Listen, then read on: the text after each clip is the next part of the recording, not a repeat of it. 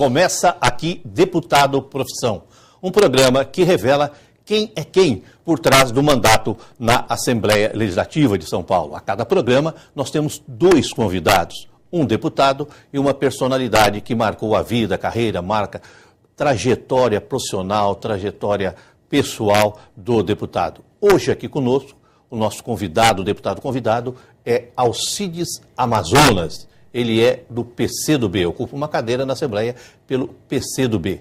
E o outro convidado especial, aqui convidado do programa de hoje, é Gregório Poço, que é presidente do CMTC Clube.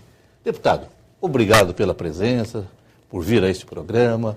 Eu que agradeço a oportunidade. Como é que começa essa amizade? Uma amizade de décadas, né? Não começou ontem, não, né? O senhor também ele é presidente do CMTC, tem uma carreira na área dos transportes urbanos aqui na cidade de São Paulo, né? Ele já ocupou vários cargos sindicais e também na CMTC, e o senhor também é da mesma área, começou inclusive como cobrador de ônibus, a vida, a carreira profissional. Isso. Essa amizade já dura aí 30 anos. Eu tive o prazer e a honra de conhecer o Gregório. Nessa oportunidade eu estava ainda engatinhando, né, começando a entender aí o movimento sindical. Que idade então, o Gregório, eu estava nessa época com cerca de 23, 24 anos. Muito jovem. Então, o Gregório foi o responsável aí para o meu aprendizado no movimento sindical, na política. Ele me levou para o PCdoB. Foi com ele que eu aprendi a fazer greves. Então, o Gregório foi responsável pelo meu recrutamento, digamos assim. E uma boa parte do meu aprendizado, certamente, eu dedico aí ao Gregório, que foi o meu professor, e ainda continua sendo, que continuamos juntos aí ao longo desses anos todos, né? O encontro, então, foi do trabalho mesmo? Isso. Em 1984, eu entrei na CMTC, que todo mundo conhece. A CMTC é a Companhia Municipal de Transportes Coletivos, uma empresa que respondia por 30% do sistema de transporte em São Paulo, tinha 30 mil funcionários, portanto, uma grande companhia. E eu entrei ali como cobrador de ônibus, na garagem de trólebus, né? Já dirigi trólebus, trabalhei de cobrador, de motorista. E eu entrei ali na garagem do Brás, né? Chamada GBR. E ali é uma garagem, assim, naquela época muito conservadora, com poucas lutas. E quando eu cheguei lá, eu encontrei com o Juruna. E o Juruna foi o responsável também. Quem era o Juruna? Era um líder? O Juruna era um líder sindical, um trabalhador, uma grande história, né, dirigente do PCdoB. E ali eu conheci o Juruna na garagem, através do Gregório. O Juruna era o quê? Motorista? O Juruna trabalhava na manutenção. Manutenção. Ele é um líder sindical, né, ali da comissão de garagem. Então, quando eu cheguei ali... O Juruna parecia o índio. Ele parecia, o Juruna parecia muito. Aquele corpo de galinha, né? Exatamente. Aí eu conheci o Juruna foi me envolvendo ali nos movimentos. Tem até uma história interessante, que teve lá uma greve, ali em 1985 para 86, e aquela greve... Fim da ditadura. Algumas pessoas que compunham a comissão de garagem representativa dos trabalhadores não tinham ido naquela greve. E aí eu, mobilizado pela direita, comecei a fazer um abaixo-assinado para destituir aquela comissão de garagem, porque na minha visão, que tinha ficado a noite toda fazendo piquete, aquela comissão precisaria ser destituída. Eu comecei a fazer um abaixo-assinado até que eu encontrei com o Gregório. O Gregório, poxa, mas você está destituindo a comissão de garagem combustível e tal. Bom, aí ele ganhei a consciência de que eu estava errado. Ele me convenceu de que aquela comissão era mais séria, a comissão do PCdoB. Aí eu aderi, então, àquela força política naquele momento, e a vida foi demonstrando ali de que o caminho era o PCdoB, e lá já se vai quase 30 anos aí de trajetória. Vou completar 25 anos de PCdoB. E o Gregório foi o grande professor ao longo desse período todo. Inclusive, não deixou que eu entrasse numa barca furada naquela oportunidade. Gregório, seja bem-vindo, obrigado pela presença. Você ficou apavorado naquele momento? Esse moleque está indo para o lado errado, como é que foi? Não, muito pelo contrário. Queria agradecer o convite, principalmente pelo Amazonas aí. Mas a oportunidade era assim, como é hoje. Como a gente fica caçando lá quem é os melhores, né? E o Juruna chegou para mim e falou: rapaz, chegou um caboclo lá abusado, meu, né? Porque o Juruna era da época antiga, tinha enfrentado a ditadura militar, então o caboclo já era muito experiente. Era metalúrgico, no meio do processo, naquela crise grande lá, foi demitido. Era eletricista. Ele acabou entrando na empresa de ajudante por causa da necessidade. Mas logo já foi se enturmando ali, ajudou a gente a construir a comissão de garagem. Cara com muita experiência. Aí estamos lá numa reunião, ele chegou e falou, rapaz, apareceu um abusado lá, com baixo assinado para me destituir toda a comissão de garagem, né? Eu falei, rapaz, que coisa, hein? A gente tinha o Juruna, ele era um dos caboclos mais combativos. Aí eu achei interessante a resposta dele. Eu falei, mas Juruna, como é que nós vamos fazer aí? Vamos para cima, o que é que nós vamos fazer? Ele falou, vamos nada. Você vai me ajudar a trazer ele para o partido, porque o caboclo é corajoso, é bom, rapaz. É de luta. Aí a gente foi conversar com o Amazonas, lembra uma primeira reunião lá, o Amazonas encostou na parede, regalou os olhos assim, falou, o que esses caras vão fazer? Aí começamos a conversar e começamos através muito mais de atos, né? Mostrando o que era e tal, aí ele veio. Daí para frente, o grande mérito é dele, tá certo? Se empenhou, debruçou para estudar, é isso. E todas as tarefas que você deu para ele, ele tocou de letra, né? Fazia melhor do que o esperado. Tem uma outra passagem interessante, é que no sindicato era prévia. Então, assim, você tinha que ir lá na garagem, passar pelo voto do trabalhador para entrar na diretoria do sindicato. E lá na garagem do Brás, nós acabamos colocando o Amazonas e o Juruna na disputa. O final da festa foi o seguinte, empatou os dois. Eu lembro que nós estávamos na discussão e acalorada lá, quem vai, quem não vai, quem vai, quem não vai. E o Juruna falou, espera aí, tem uma coisa, que pela regra, vai o mais velho. Tá certo? O Amazonas ainda ficou nervoso. Mas você só empatou comigo porque eu votei em você. Aí ele falou, então você tem que aprender mais alguma coisa. Eu votei em mim, então você tem que ver. Se você quer ser diretor, eu devia ter votado em você. É isso. Eu achei muito interessante e muito importante a postura do Juruna também nesse processo todo. Mas os méritos todos aí eram do Amazonas, porque o Amazonas pegava um negócio para fazer e parece que ele não dorme, ele fica lá, e volta e meia, qualquer hora ele liga e isso e aquilo, e como é que vai fazer. É uma situação bastante interessante, todas as tarefas que pegou.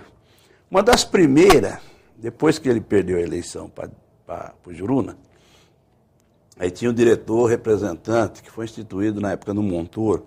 Então, toda empresa estatal tinha um diretor eleito pelos trabalhadores, que era diretor executivo, hoje desviaram um pouco a função. E eu fui o primeiro diretor, e como naquela época a coisa era meia braba, estava uma situação muito complicada na empresa, não tinha mal o que fazer, só uma roubalheira danada naquele troço ali. A empresa se acabando, 3.600 carros, já não estava rodando mais 2.000 carros. Aí eu fui para a Câmara fazer denunciar aquele negócio todo. Aí depois que eu descobri que a coisa era mais complicada um pouco, então me demitiram.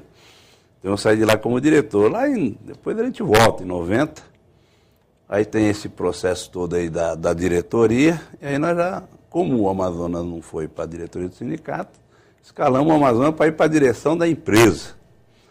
Aí colocamos o Amazonas, botamos o Amazonas para disputar a CIPA, foi o cara mais bem votado na garagem, montamos uma coordenação da CIPA entre as garagens, e aí teve uma reunião com quase 500 trabalhadores. Aí ficou eu e ele até meia-noite fazendo um roteiro, né, do que é que ele ia falar, para ele não perder a assembleia, como é que ele ia fazer. Aí foi embora. E eu falei, seguinte, eu não vou para a mesa, eu vou ficar lá atrás, só se o bicho pegar mesmo que eu vou para lá. Caso contrário, você se vira e toca esse negócio. Aí foi, acho que o primeiro teste do Amazonas. Na época tinha aquelas jaquetas, não sei se você lembra dos funcionários da antiga CMTC, tinha uma jaqueta grossa. Aí eles estavam tudo de jaqueta, era 4 caboclos.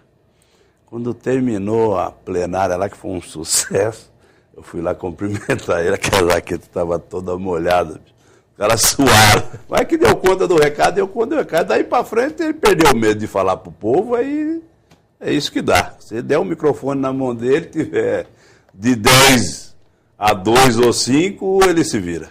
Foi nessa ocasião que o senhor elaborou um discurso, esqueceu o texto lá em sua casa, em Itaquaquecetuba? Foi exatamente isso. Nesse dia? Exatamente. Eu preparei tudo. Como eu não tinha experiência e nunca tinha falado no microfone para mais do que 10 pessoas, né? Quantas pessoas tinha? Tinha quase 500 pessoas. 500 pessoas. Aí eu fui para lá, quando chego no sindicato, que está todo mundo lá sentado, eu falei, agora está fácil, é só pegar o roteiro que nós tínhamos preparado. Cadê o roteiro? Esqueci em casa.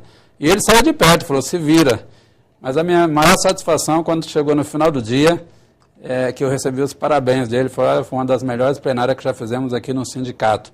E foi um alívio, né, porque a gente suava mesmo para poder ali, tinha todo um temário para discutir, tinha que ser bem organizado, como sempre foi o Sindicato dos Condutores de São Paulo. E aí eu fiquei muito satisfeito porque dei conta do recado. E aí, a partir daí, a gente então teve uma série de outras lutas, muitas greves. O Gregório, ele já foi presidente do nosso sindicato, de 97 a 2000, mas antes disso, por diversas vezes, ele foi secretário-geral do sindicato. Então, a nossa categoria teve muitas lutas, muitas greves, né?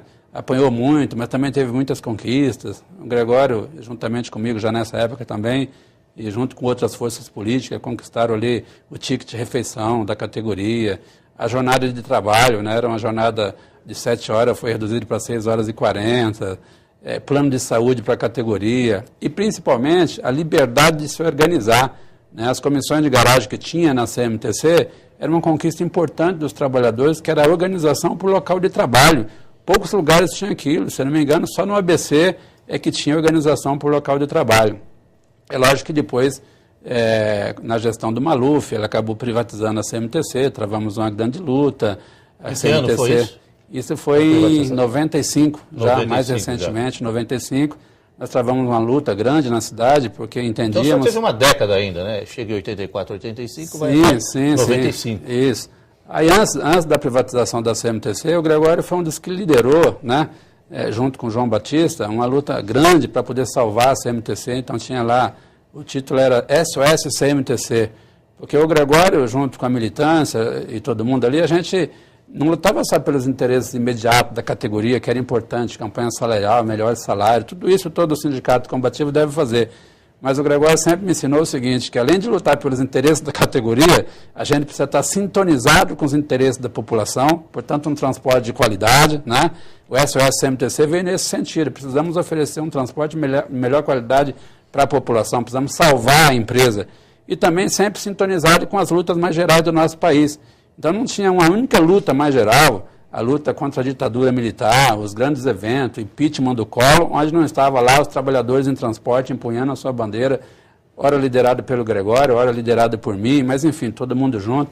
Então é uma categoria que tem uma história muito bonita, né?